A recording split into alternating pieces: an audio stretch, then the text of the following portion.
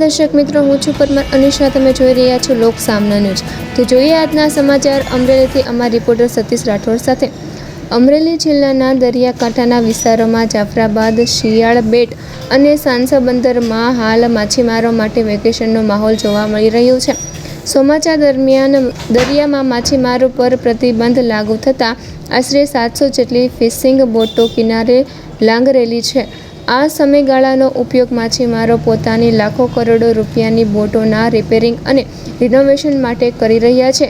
બોટના cold સ્ટોરેજની સુવિધા ઊભી કરવાથી લઈને જાળીઓની મરામત અને અન્ય તકનીકી કામગીરીઓ હાલ પૂરજોશમાં ચાલી રહી છે.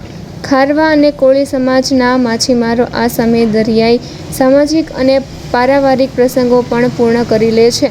હવે ઓગસ્ટ મહિનાથી ફરી એકવાર આ બોટો દરિયો ખેડવા નીકળશે અને માછીમારોની કામગીરીનો નવી સિઝન શરૂ થશે.